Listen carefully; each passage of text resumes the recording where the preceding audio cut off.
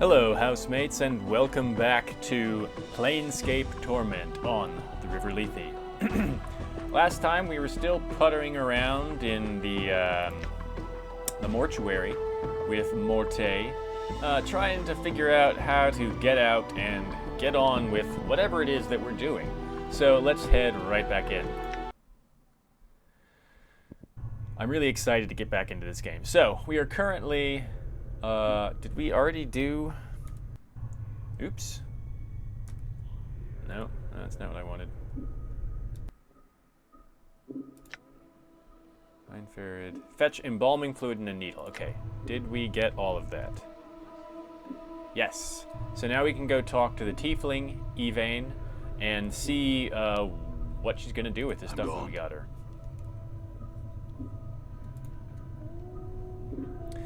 You see Yvain. She is still dissecting the corpse's chest with her talons.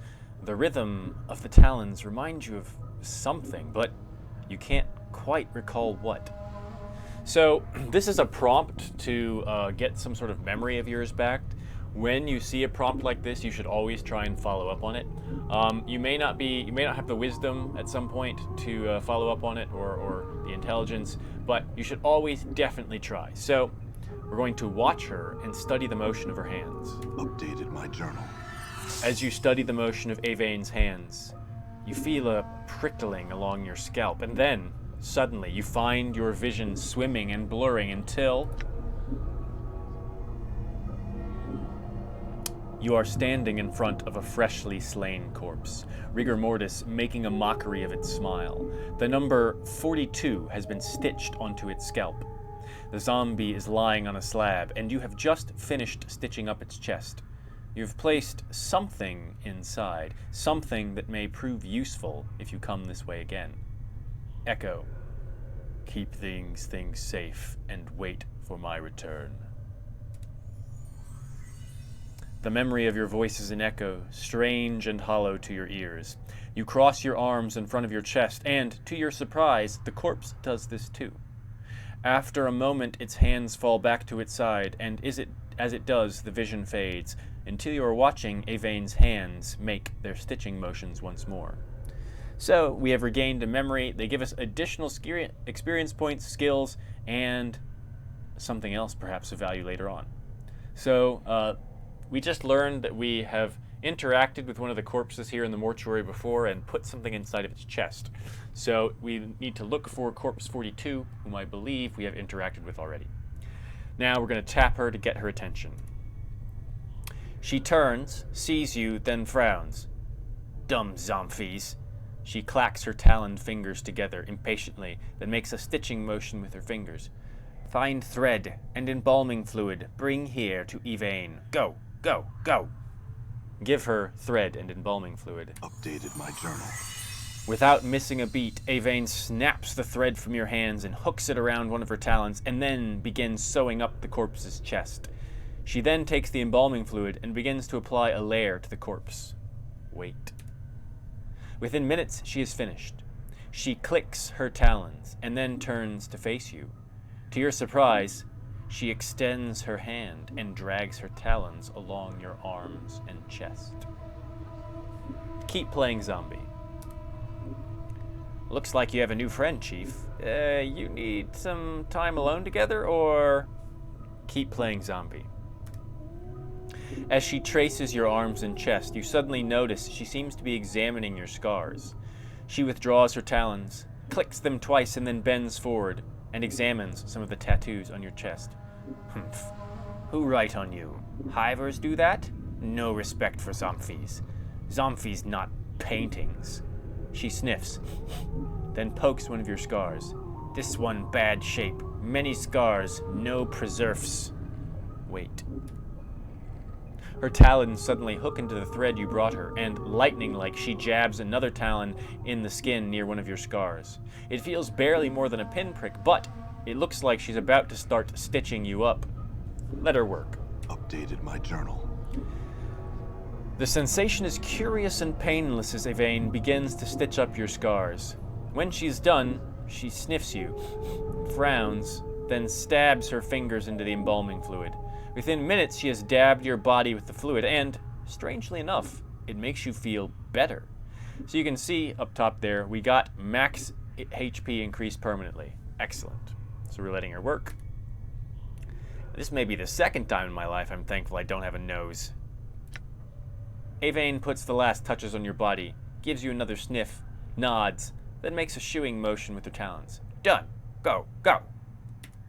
So, you know, we had to do something a little weird there, but we got some HP out of it. Okay, so I'm gone. I'm trying to remember, it I'm was gone.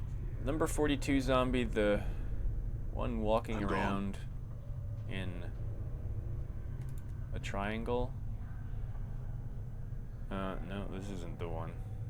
Maybe he's not even up here. All right. Wait. All right.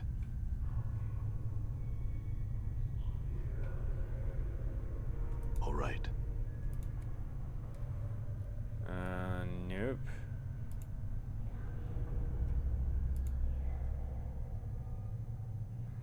Nope.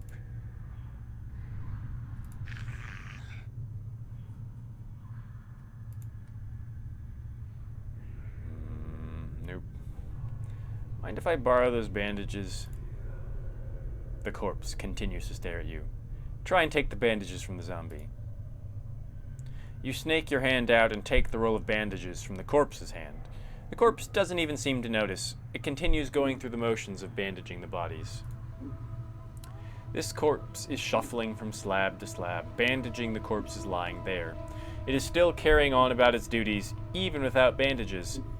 The number 396 is carved into his left temple, and his lips are stitched closed. Sorry about taking those bandages from you. It's just that I need them more than the bodies here. The corpse continues to stare at you. You know, just talk to him. Alright, we haven't talked to the dude at the book yet. All right. How did I center the camera on him? I'm trying to remember now. No.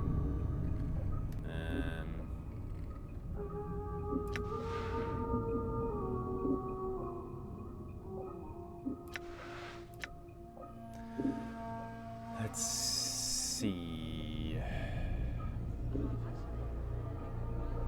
Center character, C. Okay. There we go. So let's make sure we explore and speak with all the zombies first. This walking corpse has the numbers 1094 carved into its forehead. Its mouth has been sewn tightly shut, and the chemical reek of fresh formaldehyde hangs in an overpowering cloud around it. Despite the pallid, sunken features and lifeless, milky eyes, it is clear this was once a handsome young man. So, seen anything interesting going on? The corpse continues to stare at you. Not very talkative, are they? Alright, nothing in there.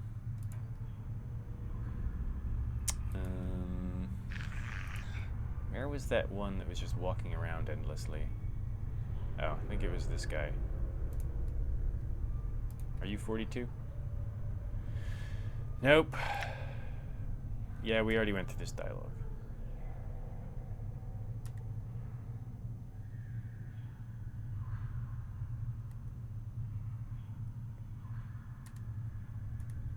Okay. I'm gone.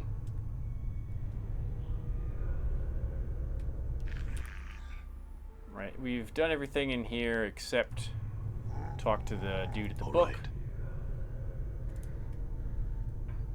Done. So let's do so. This is Dahal. This scribe looks very old. His skin is wrinkled and has a slight trace of yellow, like old parchment. Charcoal gray eyes lie within an angular face, and a large white beard flows down the front of his robes like a waterfall. His breathing is ragged and irregular, but even his occasional coughing does not slow the scratching of his quill pen. Greetings.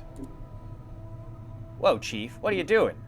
I was going to speak with this scribe. He might know something about how I got here. Look, rattling your bone box with the Dusty should be the last thing. Before Morte can finish his rant, the scribe begins coughing violently. After a moment or two, the coughing spell dies down, and the scribe's breathing resumes its ragged wheeze. And we especially shouldn't be swapping the chant with the sick Dusties. Come on, let's leave. The quicker we give this place the laugh, the better. Before Morte can finish, the scribe's gray eyes flicker to you. The weight of years hangs heavy upon me, restless one. He places down his quill. But I do not yet count deafness among my ailments. Restless one, you know me? Know you? There's a trace of bitterness in the scribe's voice as he speaks. I have never known you, restless one, no more than you have known yourself. He is silent for a moment. For you have forgotten, have you not? Who are you?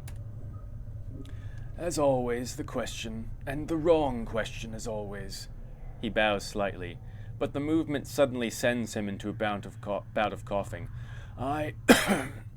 He pauses for a moment, catches his breath. I am Dal. That question was but the first, Dal. There is much I wish to know. Updated my journal. Very well. What did you wish to know?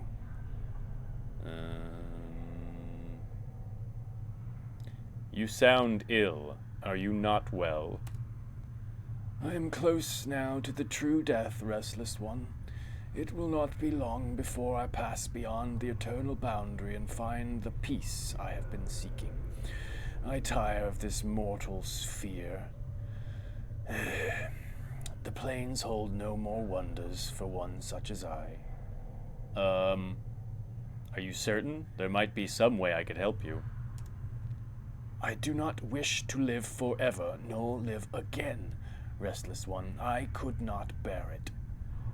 Very well. I had other questions. Very well. What did you wish to know? Do you know who I am? Updated my journal. I know scant little of you, restless one. I know little more of those that have journeyed with you, and who now lie in our keeping. I ask that you no longer ask others to join with you, restless one. Where you walk, so walks misery. Let your burden be your own. There are others who have journeyed with me, and they are here. Updated my journal. Do you not know the woman's corpse interred in the memorial hall below? I had thought that she had traveled with you in the past. Dal looks about like he is going to start coughing again.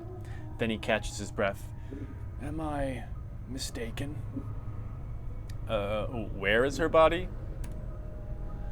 The Northwest Memorial Hall on the floor below us. Check the bias there. Her name should be on one of the memorial plaques. Mayhap that will revive your memory.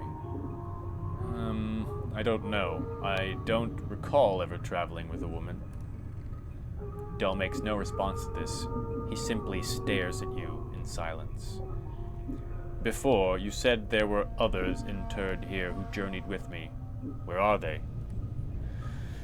Doubtless there are, but I know not their names nor where they lie. One such as you has left a path many have walked and few have survived. Dal gestures around you. All dead come here. Some must have traveled with you once. I find no fault with your reasoning. I had other questions. Let's see. What do you do here? I am a scribe, a cataloger of the shells that come to the mortuary. Dal coughs again, then takes a deep breath. As long as the stream of corpses flow through the mortuary, I shall remain at my post. You say that I have been here more than once. How is it that the Dustmen do not recognize me? Updated my journal. I am the one that catalogues the shells that come to our hall, restless one. Dal breaks into a fit of coughing, then steadies himself. Only I see the faces of those that lie upon our slabs. The dark of your existence lies safe with me. Tell me more about the mortuary. This is where the dead of Sigil are brought to be interred or cremated. It is our responsibility as Dustmen to care for the dead, those who have left this shadow of life and walk the path to true death.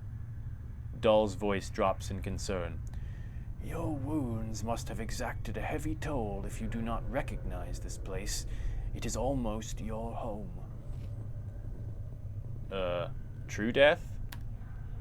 True death is non-existence, a state devoid of reason, of sensation, of passion. Dahl coughs, then gives a ragged breath. A state of purity. Sounds like oblivion. Why would anyone want that? Is it worse than remaining in this shadow of what life once was? I think not. Shadow of life? Yes, a shadow. You see, Restless One, this life, it is not real. Your life, my life, they are shadows, flickering of what life once was. This life is where we end up after we die, and here we remain trapped, caged, until we can achieve the true death. What makes you think this life isn't real? What makes you think this life is real? Look inside yourself. Do you not feel something lacking? Dahl shakes his head. This is a purgatory. There is only sorrow here, misery, torment. These are not the elements that make up life. They are part of the cage that traps us in this shadow. So we're having a nice little appearance versus reality conversation here. Now, presumably, in this kind of setting, the setting of Planescape, which is the kind of hub of the wheel of the multiverse, I think we learned that later on. But it's essentially every plane of existence, material, demonic, angelic, law, chaos, element, etc., has some piece of it in the city of Sigil, or Sigil, excuse me. So, yeah, it's entirely possible that people have just kind of wandered and ended up here after living wherever else they were before. Let's see. We can be a little bit optimistic. We can simply ask further. Or we can say, shut up, old man, stop talking philosophy. Let's ask him what he means. Cage us? How? Dahl shakes his head. Passions carry weight. They anchor many to this shadow of life. As long as one clings to emotion, they will continually be reborn into this life, forever suffering, never knowing the purity of true death. I see. How does one escape the cycle of rebirth and achieve this true death? Kill your passions. Strip yourself of the need for sensation. When you are truly cleansed, then the cycle of rebirth will end and you achieve peace. Dahl sighs. It sounds like a death rattle in his throat. Past these shells of ours, past the eternal boundary, lies the peace that all souls seek. So this is very quasi-Buddhist here. The idea that one is continually reborn until one learns to think and act in the right way, and then you are no longer reborn, you are sort of taken up into, like, the world spirit or whatever. Although here, it's your reward for becoming enlightened. In this case, that is knowing that nothing is worth your emotions, is just oblivion. So it's a slight difference there. The eternal boundary. The boundary between the shadow of this life and the true death. Tell me more about the mortuary. This is where the dead of Sigil are brought to be interred or cremated. I've already done this part. Sigil? Sigil is our fair city, Restless One. Okay. Did I already ask what the Dustmen were? Dustmen? We Dustmen are a faction, a gathering of those that recognize the illusion of this life. We await the next life and help others on their journey. Perhaps you can explain why the Dustmen want me dead? Dull sighs. It is said that there are souls who can never attain the true death. Death has forsaken them, and their name shall never be penned in the dead book. To awake from death as you have done suggests that you are one of these souls. Your existence is unacceptable to our faction. Unacceptable? That doesn't sound like it leaves me in a good position. You must understand. Your existence is blasphemy to them. Many of our faction would order you cremated if they were aware of your affliction. You're a Dustman, but you don't seem to be in favor of killing me. Why not? Because forcing our beliefs on you is not just. You must give up the shadow of life on your own, not because we force you to do so. Dull looks about to break into another coughing jag, but he manages to hold it with some effort. As long as I remain at my post, I will protect your right to search for your own truth. So, a man of principle here, not simply wishing everyone to see... Well, he does wish that everyone sees things the way he does, but he wants them to get there of their own accord. I think we've already asked him this question. Wounds? Yes, the wounds that decorate your body. They look as if they would have sent a lesser man along the path to the true death.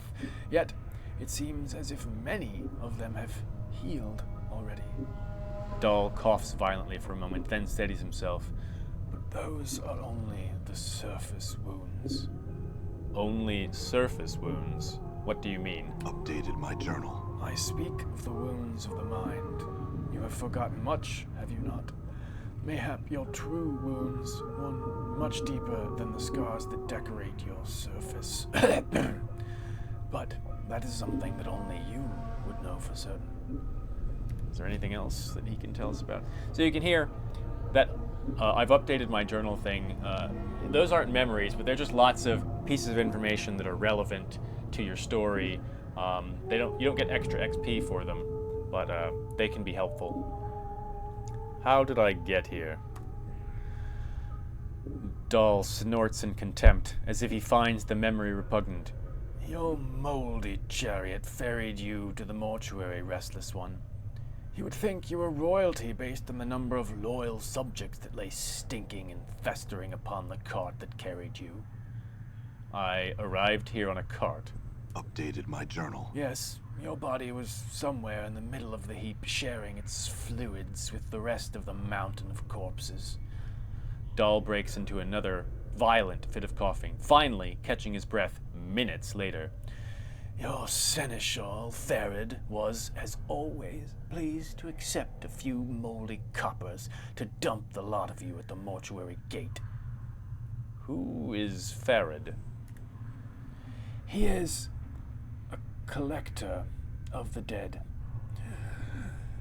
We have such people in our city that scavenge the bodies of those who have walked the path of true death and bring them to us so that they may be interred properly.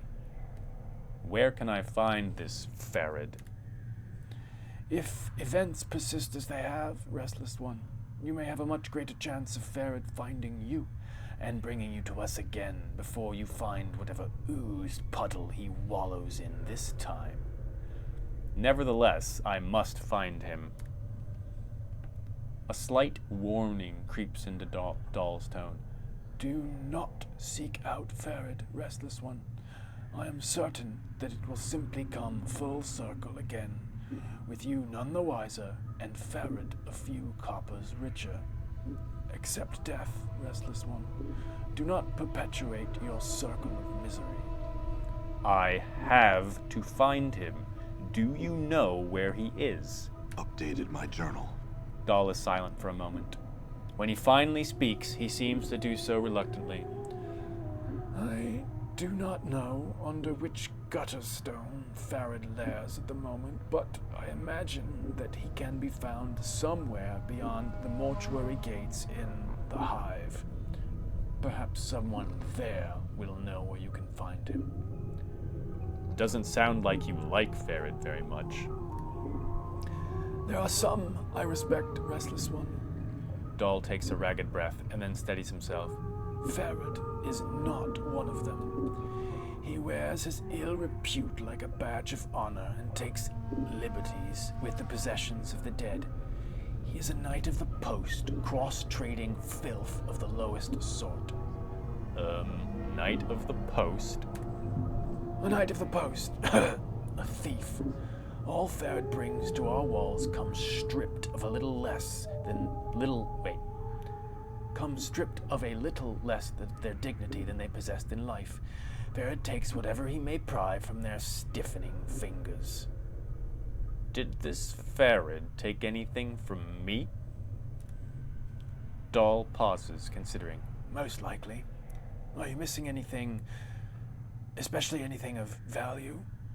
His voice dips as he frowns. Not that Farid would take exception to anything that wasn't physically grafted to your body, and sometimes even that's not enough to give his greedy mind pause. I am missing a journal. Journal? If it was any value, then it likely lies in Farid's hands. All right. Then I shall seek him out. Farewell, Dahl. A slight warning, we already did that. I can speak with you no longer. Farewell, Dahl. As you turn to leave, Dahl speaks. Know this, I do not envy you, Restless One. To be reborn as you would be a curse that I could not bear. You must come to terms with it. At some point, your path will return you here. Dahl coughs, the sound rattling in his throat. It is the way of all things, flesh and bone. Then perhaps we will meet again, Dahl. Alright, so we need to go elsewhere. We need to find this Farid. We need to be not on this floor. So let's find some stairs or something. I'm gone. We need to find that other corpse. I'm gone. If I remember, it's actually on a different floor. The one with the designation of 42. So, no problem. It's not that guy, because he's not actually a corpse. Some sort of agent.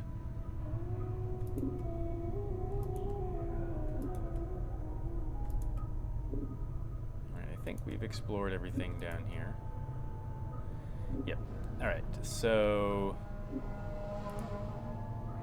I'm gone. Locked. Alright, let's go up then. Next floor. Oh, that looks like some nastiness. This skeleton, number 748, according to the number chiseled above its brow, is odd only in that some of its teeth appear to be false and made of reddish-brown stone. They're clearly not valuable, however, as its caretakers would have otherwise removed them. I have to ask, why the smock? I mean, it's not like you have anything to be modest about. The skeleton makes no reply. Great talking to you, Bones. Stay healthy. Wonder if this Greybeard would mind if I borrowed his body. Greybeard? Greybeard, you know, geezer, old fellow, yellow dog. Old. Something tells me you'd be twice as annoying if you had arms. Let's go. Oh, You're a sack full of laughs. Morday glares at you. Besides, you're one to talk, Burke. Mirrors beg for mercy when you're around. Oh yeah? At least I have all my parts. Morday snorts. You're not quite sure how he managed it without lungs. Let me tell you, Morty, there's nothing more satisfying than walking around, swinging your arms, breathing the crisp air through lungs. It's great to have a body. I'll have you know that helping you escape the preparation room has now been added to my growing list of regrets. Morty snorts again. I should have let you rot. Some more, that is. Glad you feel that way. Let's go. Alright, I'm gone. Talking to the Dustmen, I think, is a terrible idea. Done. If I remember, so we're not going to do that. We need to Alright. talk to all these corpses. Hey. Hey. Come here. Aha! The skeleton turns to face you. 42 has been chiseled onto its forehead, and a number of its bones, mostly the jaws and the joints, have been bound with leather straps. A black smock is draped over its body. I think this is the corpse I had that memory about. At the sound of your voice, the skeleton suddenly straightens up. It crosses its arms over its chest and fingers the hook in... Wait, and its fingers hook into its ribcage. Cross your arms over your chest. In response, the skeleton drops its arms to its side. The leather cords securing the skeleton's torso snap, and the ribcage falls outward like a pair of double doors. Reach into the ribcage. Feel around. To your surprise, your hand vanishes as you reach into the ribcage. You have a strange feeling it's somewhere else. As you reach inside the ribcage, your hand bumps against an invisible object. It's about the size of a fist and seems to be attached to the skeleton's spine. Take the item out. As you pull the item out, the skeleton suddenly disintegrates, and the iron bolts securing its joints clatter to the floor. Whatever this item was, it seems to have been the only thing holding it together. Examine it. It looks like an unremarkable lump of iron. You can't imagine why someone would hide it inside the ribcage of a skeleton. Examine it. As you place both your hands on the lump of iron to examine it, there is a tss, and the metal evaporates, leaving behind a strange dagger, a handful of coins wrapped in dirty cloth, and 2 bloody teardrops. These things look like they were inside the lump of iron. Take the items and leave. So, we had a walking stash. Hey, no, be gone, Dustman. I don't want to talk to you. Are you following me, asshole? Gone. Yep, he said you there, hold. Fine. The Dustman regards you with a stony gaze. Are you lost? No. If you are not lost, what is your business here? Okay. I was here for an internment, but there seems to be have been a mistake. Who was being interred? Perhaps the services are taking place somewhere else in the mortuary. You should definitely not tell them that you woke up here dead. Let's see. That could be. Where are these other services taking place? Several internment chambers line the perimeter of the mortuary. They follow the curve of the wall on the 1st and 2nd floors. Do you know the name of the deceased? Yes. The Dustman waits. We're gonna lie. The name is Adon. That name is not familiar with me. Check with one of the guides at the front gate. They may be able to direct you better than I. Very well, I will do that. The Dustman nods, then returns to his duties. I think the lie only works if you have sufficient charisma. Done. But we're obviously not going to leave, because there's stuff to loot. And Gone. various other things to do. So leave us alone, jerk. We're gonna talk to every corpse in this place. This skeleton has either seen a great deal of combat or has fallen down one too many staircases. Both its arms and legs have been broken and rebuilt with the aid of leather straps and thin iron rods. The front of its skull bears the number 863, but the back of the skull is caved in, forming an empty cavity. You notice that someone has taken advantage of this and tucked a rolled-up piece of parchment inside the skull. Take the piece of parchment out of the skeleton's skull. You slip the parchment out of the worker's skull. Oddly enough, it looks as if the skull cavity is intended to store messages. A tiny string is attached to the parchment from a hook bolted inside the skull, as if to keep the parchment from accidentally falling out. Unhook the string and take it. You unhook the string and glance over the parchment. It looks like a reminder from one of the mortuary custodians. Judging from the note, this skeleton seems to be a walking messenger of sorts. As you take a second glance at the skeleton, you realize it is stopped in front of the slab because it can't figure out how to move past it. Let's examine it again.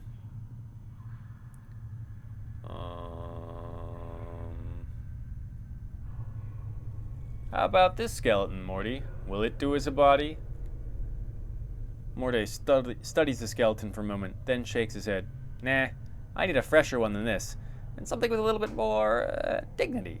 This one's all creaky and fractured. And you're not? Oh, you're a sack full of laughs. We've already done this part. Yeah, we're not going to do that again. Alright, this is not a skeleton. Let's talk to him. The number 1146 is carved into the forehead of this walking corpse. Its lips are sewn together with coarse black thread. The entire body is covered in horrible scars, worse even than your own, as if its owner had been burned to death. Its nose, ears, and several digits are missing, presumably charred away in some long-ago conflagration. As you block its path to get its attention, it stops and gazes at you with vacant eyes. So, seen anything interesting going on? The corpse continues to stare at you. Leave it in peace. Oops. Done. Locked. Oh, I need a key? Lame. All right. What am I still doing here? I'm looking around, jackass, for this key. Done. I'm gone. See? And now we can loot these things. See if there's anything interesting in them. Nope. I'm gone. A hammer, sure. Nope. I'm gone. Done. So, you know, there's All right. a lot of space just to look around in here. Talk to a bunch of corpses. I frankly don't remember everything about every corpse. I'm gone. We're gonna get interrogated by another Dustman. Apparently you can just run away from them and they eventually reset or something. Iron pry bar, that'll be helpful. Dustman request. All right. Locked. Locked.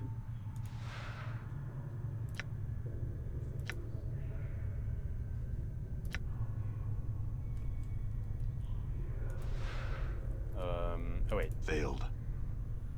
Morte. Come on, help me out. Failed. Aw, lame. Let's talk to these guys. Why are they sitting here? This animated skeleton smells horrible, as if it's only been freshly stripped and prepared. Its jaw and major joints are tightly bound with leather straps, and a rough smock has been thrown over it. The number 1221 has been chiseled onto its forehead. Examine it carefully.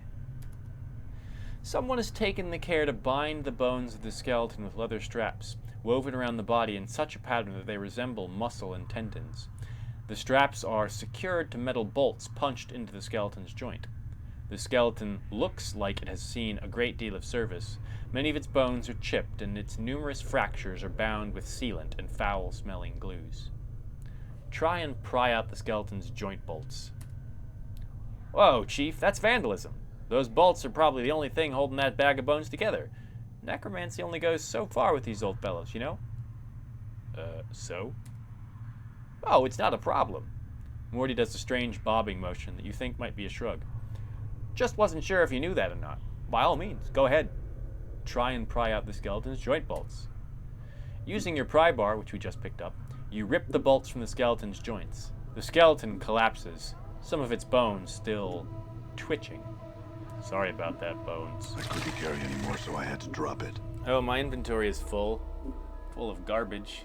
Oh, come on, bandages. You can stack. Do it on your own.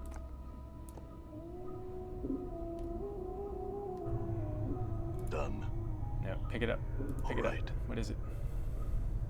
I got a wooden club, I'm gone. iron spike, leather strap. I'm gone. Okay. Don't know how useful any of that is. Done.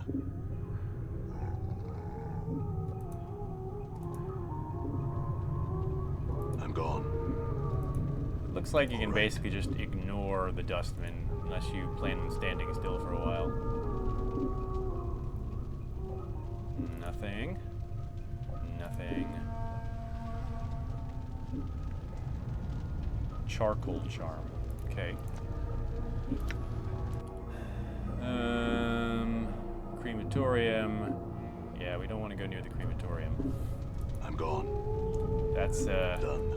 the end for me. The skeleton, number 748, according to the number chiseled above its brow, is odd, only that some of its teeth... Oh, I already did this. This is where I came up. Durr.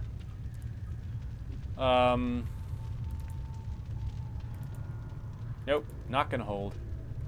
Shut your Alright. faces. I'm gone. I'm looting your shelves. Locked. All right.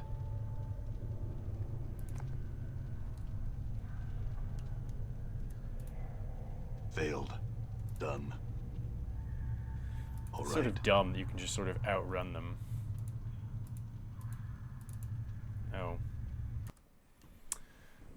Can I? No, can't stack that.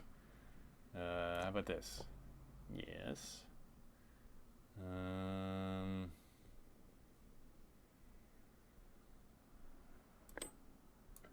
I can put things in a quick weapon slot to make room. I have a green steel knife. Now we're going to take that stuff. I am not going to hold. I refuse. gone. I'm gone. You have to come up here. If you want to get the number 42 thing, and also if you want to get the All right. key. Go downstairs now. Oh, come on, dude. You see a stern-looking man in black robes. He is glaring at you suspiciously. You, state your business. So, the number 3 here, lean in as if to whisper something to him, then snap his neck. You need to have sufficient dexterity to do that. And I can't really look at that at the moment. I don't have sufficient dexterity, I believe. I think you need 14 at least. I seem to be lost. You do indeed look lost. The Dustman's eyes narrow to slits, and his hands fall to a dagger by his side. Wait here while I summon the other guards to direct you out. I'm pretty sure this isn't going to work, but snap his neck before he can call out. You are not fast enough, and the Dustman dodges you lunchroom. Taking a step back, he claps his hands together sharply 3 times. In response, a great iron bell starts a tolling throughout the mortuary. Alright, well, that's not going to work. I hope you made peace with your gods, Dustman. It's fight time. Done. I didn't want to have to fight them.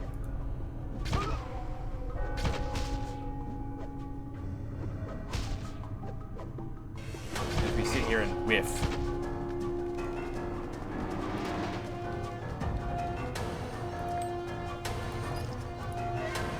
It's way better if you can charm your way out.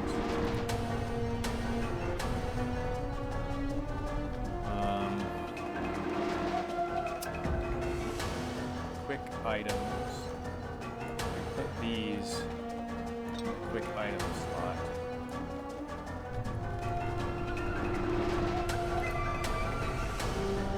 I'm gone.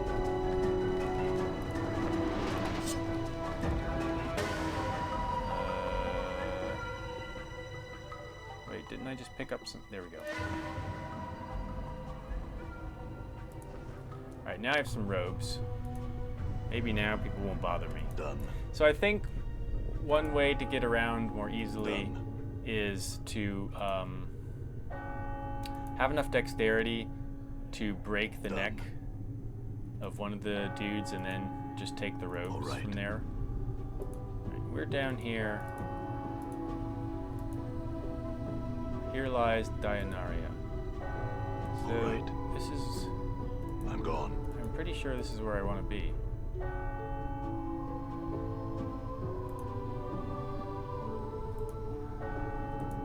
I just have to remember how to... Oh, shit. Fight these giant skeletons now.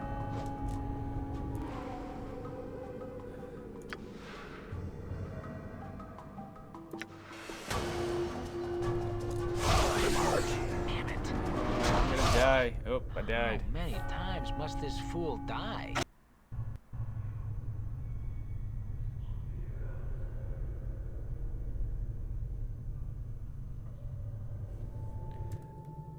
Okay. So, with that first step, now, they removed my disguise. Come on. You can die a bunch in this game.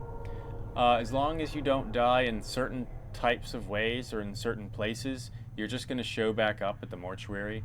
And indeed, there are a couple of times where you actually sort of want to die or need to die to advance the plot at certain points. So, don't worry about it that much. I don't know if you get a warning or a heads up. I know occasionally you will get a heads up if you're entering an area in which dying is like the end of your game rather than just sending you back to here. So, yeah, don't worry about it too much. We're going to cut this episode off right here. Hopefully you enjoyed it. If you did, hit that thumbs up button. And if you want to see more of Planescape Torment or any of the other things that I do, please subscribe to my channel. If you're not going to do either of those things, then, well, I don't care what you do.